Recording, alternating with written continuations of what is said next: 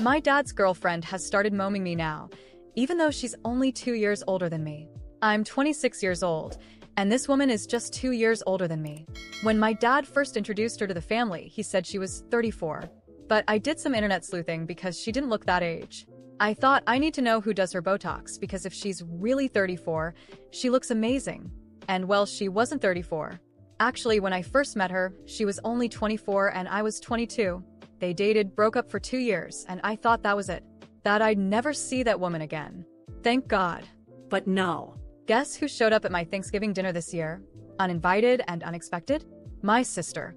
I mean, my stepmom. I don't even know. Obviously, there's always been a weird dynamic between us because she's practically my age and dating my dad. But we always managed to keep things polite and superficial. I never really tried to get to know her. Can you blame me? Usually, she kept to herself, stayed close to my dad, and understood how awkward the situation was. But that completely changed during our family trip this weekend. My dad, my sister, and I always go to his cabin one weekend a year just to hang out. It's a cute little family tradition. But imagine my surprise when I got there and saw none other than my dad's girlfriend. It even grosses me out to say that, considering the age gap. He didn't give us any warning. None. He didn't tell us she was coming.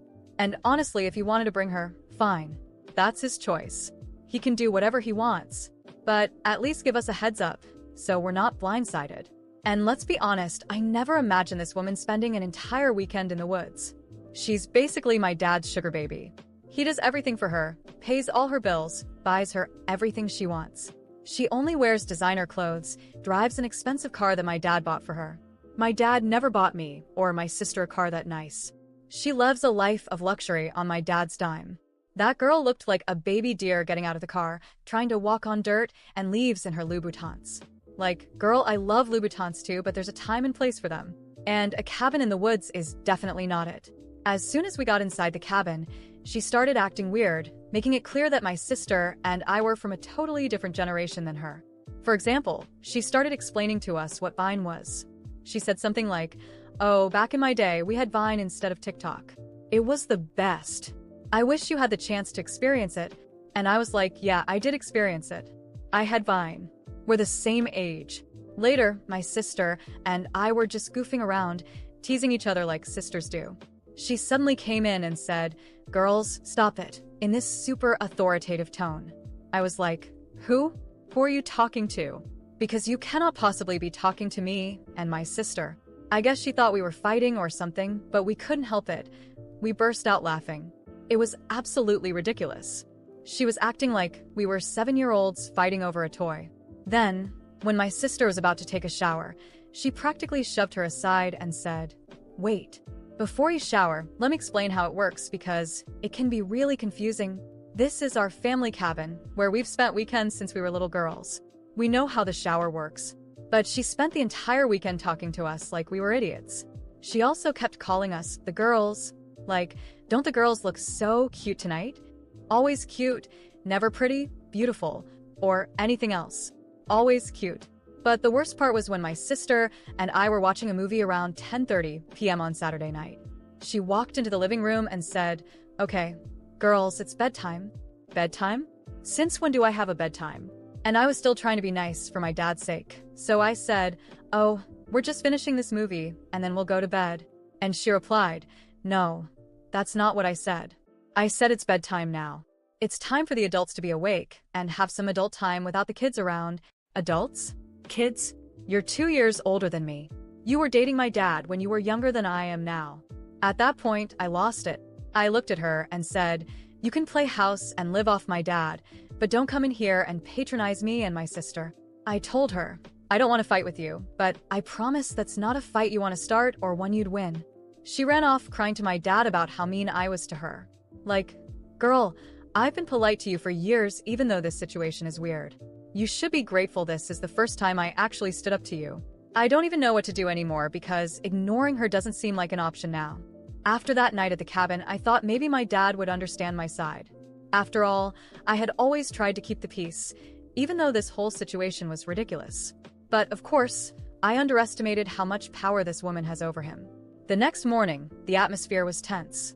My dad barely looked at me or my sister during breakfast, while she made a point to sit next to him, playing the victim. She didn't even try to hide her fake tears, clearly trying to manipulate him even more. My dad started in a firm tone. "We need to talk about what happened last night." I rolled my eyes. I knew a lecture was coming, but I didn't expect what he said next. "I don't know what's going on with you, but you need to start treating Amanda with more respect." Respect? I couldn't help but laugh. A bitter, disbelieving laugh. Respect? I've been polite to her for years, even when she's been acting like my babysitter. And now you want me to treat her like, what? He leaned forward, his face turning red with anger. "Like your mother." That sentence echoed in my head. It was like a slap in the face. My real mother had been an incredible woman. Strong, intelligent, loving. And now he wanted me to put this girl, because that's what she is, on the same level? You have to be kidding me, Dad. This woman is 2 years older than me. How do you expect me to see her as a mother figure? Amanda, of course, took the opportunity to jump in. She gently placed her hand on his shoulder, faking a calmness I knew was calculated. "I don't want to cause problems in the family. I just want to be a part of this, help bring everyone together." My sister, who had been quiet until then, snapped. "Help? You've been treating us like kids since you got here. Want to explain how the shower works again, just to make sure we got it?" Amanda put on that offended face she was so good at, and my dad immediately stepped in to defend her. "Enough." He slammed his hand on the table so hard that even I jumped. "I won't tolerate this kind of behavior. Amanda is part of this family now. You both need to accept that." "Part of the family?" I stared at him, trying to process it. "Dad, do you hear yourself? This woman is with you for your money. Everyone sees it but you."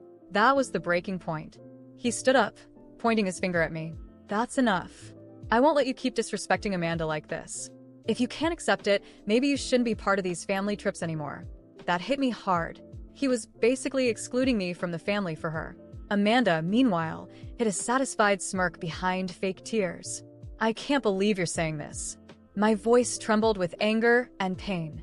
"You're choosing her, someone you barely know, over me and my sister? We are your daughters." He crossed his arms, looking at me like I was the problem. "Maybe it's time for you to grow up and stop acting like a spoiled child. Amanda is trying to build something with us, and all you do is push her away." My sister stood up, ready to leave. "Let's go. This is ridiculous." Before I could say anything, Amanda spoke again, with that soft, manipulative voice I knew all too well. "No, please don't go. I really want to work this out. I just want us to be a united family." "Family?" My sister laughed bitterly. "Do you really think you can buy us with that fake speech? We don't need you here." Amanda looked at my dad, who immediately defended her again. "You two need to stop attacking Amanda. She's here to stay, and you need to learn to live with that." I said nothing. I grabbed my things and left the table. My sister followed me. But before we could leave the cabin, my dad called out to us one more time. "If you leave now, don't think about coming back until you apologize to Amanda." I turned around and looked him straight in the eyes. "Apologize? Please, Dad. When you finally realize what's going on, it might already be too late." We walked out together, my sister and I, without looking back. On the drive home, the silence was heavy. I knew in that moment something had shifted in our family. Amanda had gotten exactly what she wanted, a division between us and my dad. But I knew this wasn't over. This situation was going to get worse before it got better. And I wasn't about to back down. If he expected me to apologize, he was going to be waiting a very long time. The days that followed that disaster at the cabin were suffocating. The silence between my father and me was heavier than any argument we had ever had. No calls, no messages. Just emptiness. I knew he was upset with me, but I was furious with him too. And with Amanda. Especially Amanda. It was only 3 days later that the inevitable happened. I received a cold, dry text on my phone. It was from my father. "Dinner at my house Friday, 8 p.m. I want everyone there so we can sort this out." "No, please. No, how are you?" "Just an order." I sighed. Part of me didn't want to go, but another part, well, maybe a small part of me still hoped he would realize the mistake he was making. On Friday, I went to his house. The house where I grew up. But as I walked through the door, everything felt strange. Cold. Like I was a stranger there. Amanda was already there, of course, sitting comfortably on the couch, scrolling through her phone as if that space had always been hers. My sister sat silently on the other side of the room, avoiding eye contact. My dad was in the kitchen, and dinner was already served on the table. We sat down. The atmosphere was unbearable. Silence, forced chewing, and tension hanging in the air like a thick cloud. My father, who had called for this dinner, barely spoke. He just ate, staring at his plate. Amanda, as always, didn't miss the chance to take control. "Well, since no one wants to start," she said, slamming her utensils down on the plate. "We need to talk about this unacceptable behavior." I roll my eyes and sighed. "What behavior, Amanda? Not accepting being treated like a child by you?" She smiled, but it lacked any warmth. "Do you really think you can keep disrespecting your father and me?" She leaned over the table, eyes sharp. "If you keep this up, I'll have to start setting limits. And I won't hesitate to ground you, understand?" Her words echoed through the room. Ground me? I didn't know whether to laugh or cry. I looked at my father, waiting for any reaction. Anything. But he kept eating, as if nothing had happened. Amanda continued. "In fact, it's about time you understood that there's a hierarchy here. And if you don't learn to respect it, I can take away some privileges. You like coming here, don't you? Well, that could end." My throat tightened. My hands trembled. I didn't know what to say. My father was still there, silent, pretending not to hear. My voice came out weak, but full of pain. "Are you hearing this, Dad? Is this what you want for your family? Because I can't do this anymore." I stood up, so quickly the chair nearly fell over. "I'm leaving. I'm going far away. I can't stand watching you let her humiliate me like this. I can't listen to you compare my mother to this." I pointed at Amanda, who now looked at me with pure disdain. My sister's eyes widened, shocked by my outburst. Amanda, of course, just crossed her arms with that smug, victorious smile. I was just about to walk out when, for the first time that night, I heard my father's voice. "Wait." I stopped but didn't turn around. My tears were on the verge of falling. He slowly got up from the table. The silence was broken only by the heavy sound of his footsteps. "Amanda, leave." The room went silent. I turned around, unable to believe what I had just heard. Amanda, stunned, let out a nervous laugh. "Excuse me?" My father stared at her with a firmness I hadn't seen in years. "You heard me." Leave. Now. She froze for a moment, but then started laughing as if he were joking. "You can't be serious. After everything I'd done for you?" My father took a step forward. I said now. "No woman, no one, humiliates my daughter like that. No one." Amanda's eyes widened in shock. She looked at me, then at him, realizing he wasn't joking. "You'll regret this," she hissed before grabbing her purse and slamming the door on her way out. The house was completely silent. I stood there, frozen, not knowing what to say. My father ran a hand over his face, clearly exhausted. "I'm sorry," he mumbled, but that apology felt hollow. It didn't erase everything that had happened. It didn't change the fact that he only acted when he saw I was about to leave. "She's not the only problem, Dad." My voice was low but steady. "You let this happen. You put her above us." He didn't respond. He just stood there, staring at the floor. I took a step back. "I still need time. I don't know how long, but I can't stay here right now." Without waiting for an answer, I grabbed my things and walked out. The night was cold, but breathing in the crisp air felt like relief. I felt the tears falling, but I kept walking. My father had defended me, but the damage was already done. It took me a long time to forgive my father. But honestly, I think I needed to forgive myself first. The anger I felt toward him slowly faded over time, but it didn't disappear overnight. How could it? Not after everything that happened. But what started to eat away at me wasn't the anger, it was guilt. A quiet, suffocating guilt that grew day by day. I started noticing how my father had been since that night. He wasn't the same man anymore. The man who used to be confident and steady now seemed small, withdrawn. He moved slower, his eyes always downcast, as if he was carrying a weight he couldn't shake off. And that weight was Amanda. He never said anything, but I could see it. He was suffering.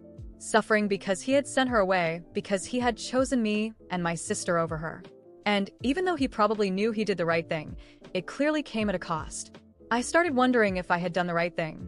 If I had pushed too hard. Amanda was unbearable, manipulative. That's true.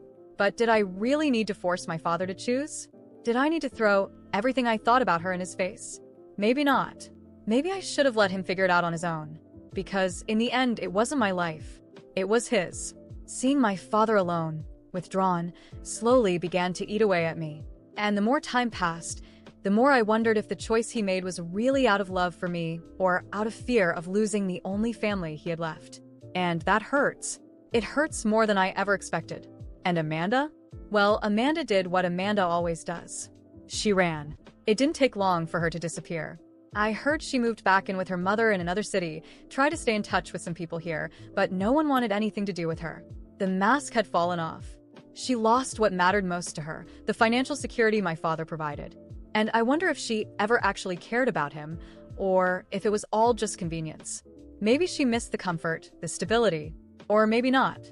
Maybe to her, my father was just another failed investment. But honestly, that doesn't matter anymore. What matters is what was left behind. And what was left was this emptiness between my father and me. An emptiness that time hasn't fully erased. I moved on, but I never looked at him the same way again. And I don't think he ever looked at me the same either. Maybe because, deep down, we both know there were no winners in this story.